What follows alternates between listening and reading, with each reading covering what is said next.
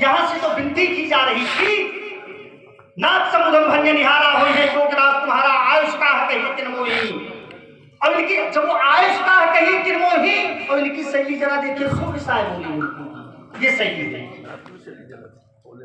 नहीं। और भी है, दोनों स्थितियां हैं। गोसाई भी है, एक पक्ष न लीजिए, उसमें गोसाई भी है।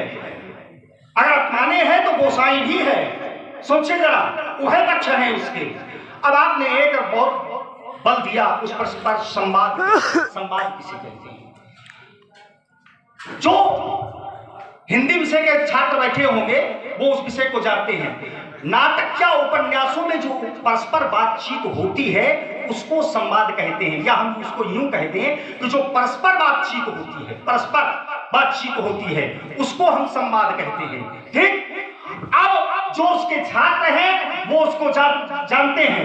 अब मैं आपसे ये जानना चाहता हूं कि परिसंवाद किसे कहते हैं। आप परिसंवाद बताओ। पहले तो संवाद से ही संतुष्ट नहीं तुम ना हो रहा है, विशिष्ट भाषा ना रहो नहीं। नाटक या उपन्यासों में परस्पर बातचीत को संवाद कहते हैं। परस्पर अभी हुआ कि सब बातचीत जो होती है, अभी हुआ कि नहीं हुआ। तुमने कहा पारस्परिक बातचीत, बिल्कुल। तो पारस्परिक बातचीत को हम वार्ता कहेंगे या संवाद कहेंगे? संवाद शब्द है वहां पर। अभी किसी के पास फिर बीच में ठीक है, अपना विषय आप। यदि एक व्यक्ति दूसरे व्यक्ति से चर्चा कर रहा है तो एक के द्वारा दूसरे से चर्चा करना ये वार्ता कही जाएगी या संवाद कहा जाएगा? वार्ता कही जाएगी, संवाद नहीं कहा जाएगा। आप शांत रहिए। नहीं, क्यों शांत रहे? हमारा संवाद आपसे नहीं है, आपसे संवाद नहीं है। मैं समझ रहा हूँ, धरती है ना ये। नहीं, ऐसा कुछ नहीं है, ऐसा कुछ नहीं है ना। लेकिन आप हमारे लिए ये खड़े किए हैं और ये खड़े हुए हैं तो हमारी चर्चा इनसे है। बाकी आपको हम संतुष्ट करने का प्रयास करेंगे, हम उस मैया के लाल संतुष्ट करेंगे। लेकिन जरा इनकी बात इनको जांचना ही है, इनको जांचना है और आप लोगों के समक्ष जांचना है। जरा जांचिए। इन्होंने कहा कि एक व्यक्ति की जब दूसरे व्यक्ति से चर्चा हो, पारस्परिक, एक शब्द दिया है पारस्परिक चर्चा हो, तो उसको संवाद कहते हैं। तो मेरा सीधा प्रश्न है कि फिर वार्ता किसे कहते हैं? उत्तर ठीक है, हो गई बात आपकी। ठीक, अब देखिए, मैं कोई अपना विषय नहीं बता रहा हूं, विचार करिएगा। उसको आपने अप्रमाणित किया मेरी बात को। ठीक, अप्रमाणित किया। मैं आपको ये लिखित बात बता रहा हूं हिंदी शब्दकोश की, ये लिखित है, इसकी परिभाषाएं हैं और उन परिभाषाओं को मैं आपके सामने बता रहा हूं। नाटक या उपन्यासों में परस्पर बातचीत जो होती है उसको संवाद कहते हैं। समवाद, जो समवाद का अर्थ क्या है यहाँ क्या करोगे आप? विचार करो, सम का अर्थ क्या करोगे? परस्पर बातचीत और परस्पर बातचीत को संवाद कहते हैं। अब देखिए, आपने कहा तो वार्ता किसको कहते हैं? वार्ता किसको कहते हैं? आपस में जो बातचीत हो रही है वो भी वार्ता हो सकती है। ठीक, आपस में जो बातचीत है वो भी वार्ता की श्रेणी में आ रहा है। और मैंने आपके प्रश्न का उत्तर दिया जबकि आपने मेरी बात को काटा नहीं है। न मेरी बात कहीं से कट सकती है, ना आपने काटा है। अब मैं आपसे जानना चाहता हूं, आप मेरी बात का भी उत्तर करिए कि परिसंवाद किसे कहते हैं? परिसंवाद। इन्होंने कहा कि सम माने परस्पर, क्या सही है?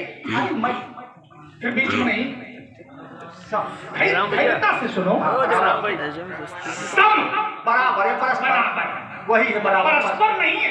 यहाँ पर परस्पर। फिर बीच में बोल रहे चलो बोलो, कितने नीचे उतर आए हो भाई? बोलो भाई, आपको कौन कहे? बोलो, उसको धैर्यता से सुनो। केवल एक शब्द दिया और चार परिभाषाएं दे चुके हो, सही परिभाषा नहीं बता पा रहे। बताओ सही परिभाषा क्या है? एक शब्द दिया है, एक शब्द समवाद। समवाद की एक विशिष्ट परिभाषा लाओ, ब्रह्म ज्ञान का उपदेश। तुमने कहा कि पारस्परिक वार्ता, पारस्परिक बातचीत बातचीत माने वार्ता का पर्याय है। समवाद की परिभाषा क्या है? तब आचार्य पाणिनि ने लघु सिद्धांत कौमुदी में प्रमाणित किया।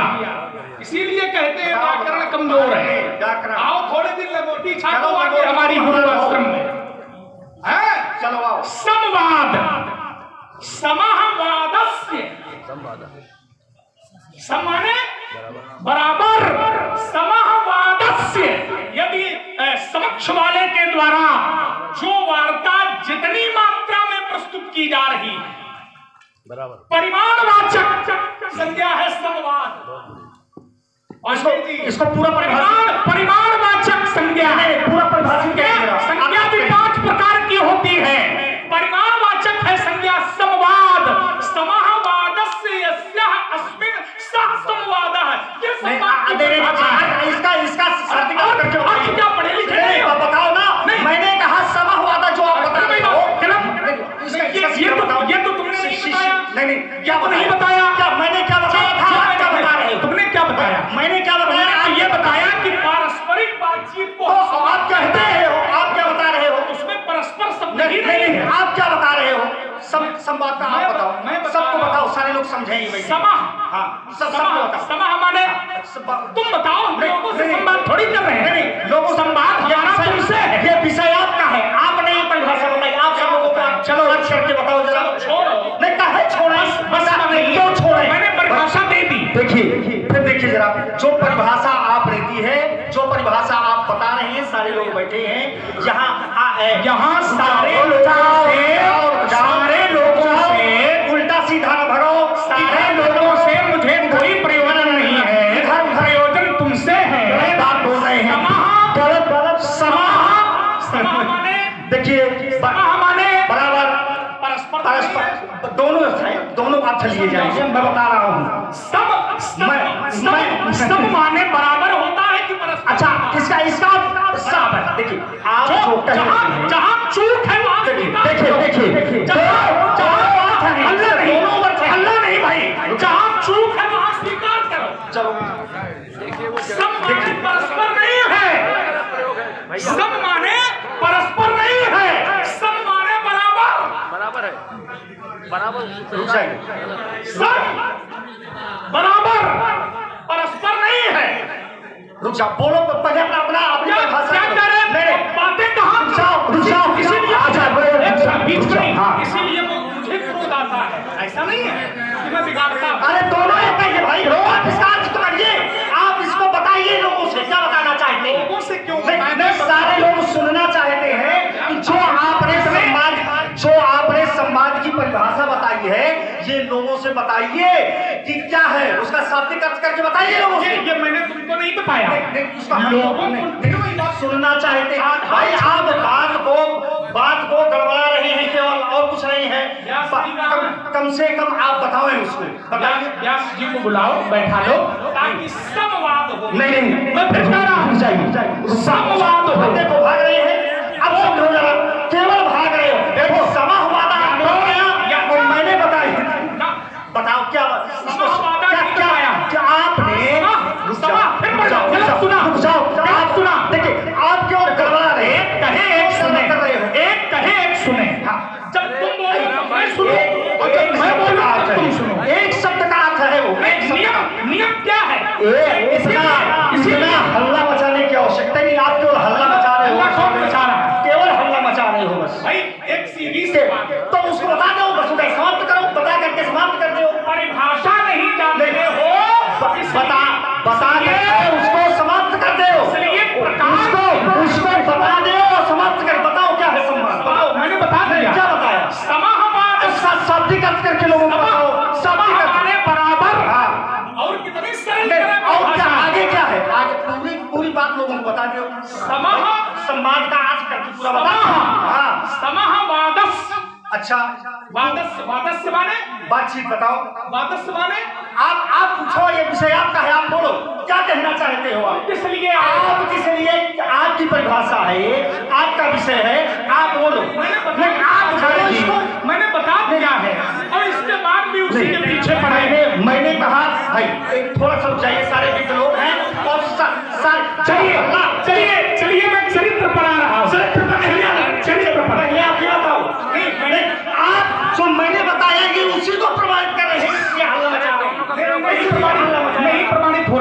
परिसंवाद क्या है? परिसंवाद नहीं प्रमाणित हो रहा है। परिसंवाद क्या है? परिसंवाद, रुकिए, आपने मैंने संवाद को बताया, आप हमको बताइए परिसंवाद क्या हम है? नहीं जानते। नहीं जानते हो तो काशी का है हुए हम वही तो बता रहा हूं, नहीं जानते जानता हो। नहीं जानते। अब यही कहना है कि मैं नहीं जानता हूं। जब रुक जाओ, यही कहना है। अब देखो देखो सारे सभा के लोग बैठे हो, रुक जाइए। अब थोड़ा सा आप बोलना चाहते हैं? देखिए मैंने संवाद की वही परिभाषा बताई जो ये बता रहे हैं, नहीं बताई। थोड़ा सा अंतर है, ठीक ना? अब मैंने पूछा परिसंवाद क्या है? परिसंवाद आप बताओ। मैं बता रहा हूं, परिसंवाद बताओ। मैं बता रहा हूं परिसंवाद क्या है। हाँ ध्यान दें, लेकिन ये मेरी बात सुनिए। श्रेष्ठ लिया जाता है देखिए मेरी बात सुन लीजिए। एक मिनट मेरी बात बिगाड़ेंगे, मैं जानता हूँ। रुक जाइए, मेरी बात सुनिए।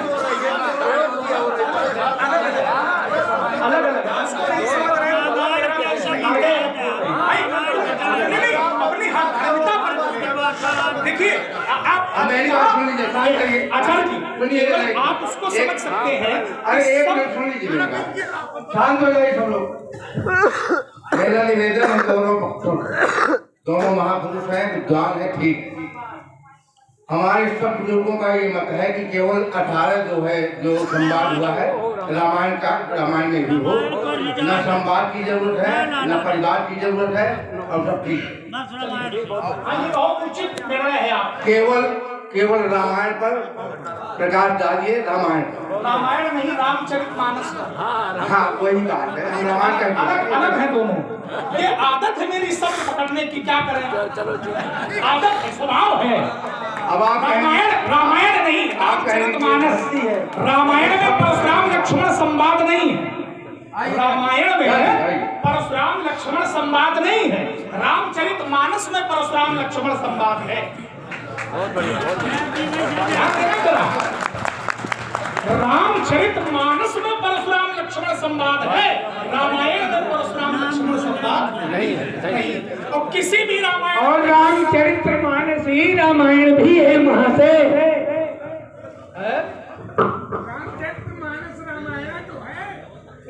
अरे हम लोग रामचरित मानस को भी रामायण कहते हैं।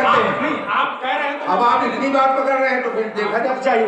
जी, आप बुरा न माने, हमारा भी नहीं है आपसे, हमारा आपसे कोई संवाद नहीं है, लेकिन एक स्वभाव है, कहने की बात है। ये रामायण नहीं है, ये रामायण नहीं है, ये मैं नहीं क्या बोलचाल की बात है।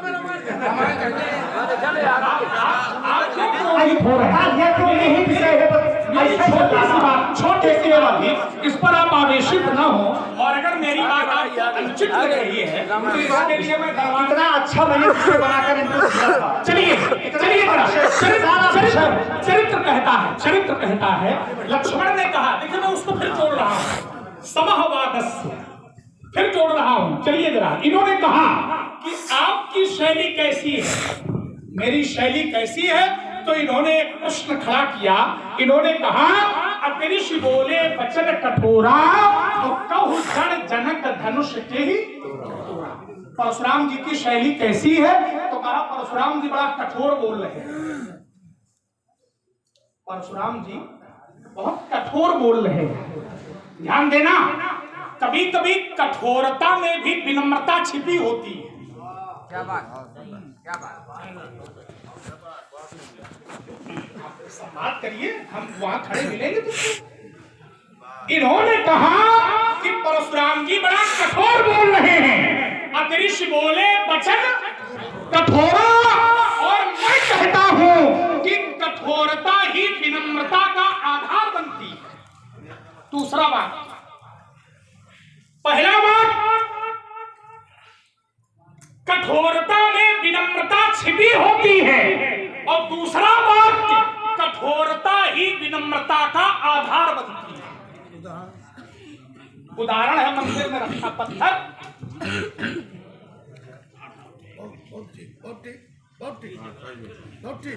शास्त्रीय उदाहरण ये अच्छा नहीं लगता, ये अच्छा नहीं लगता है। अगर आप अगर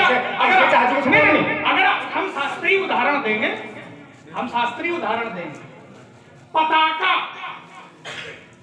पताका विनम्रता का द्योतक है, और दंड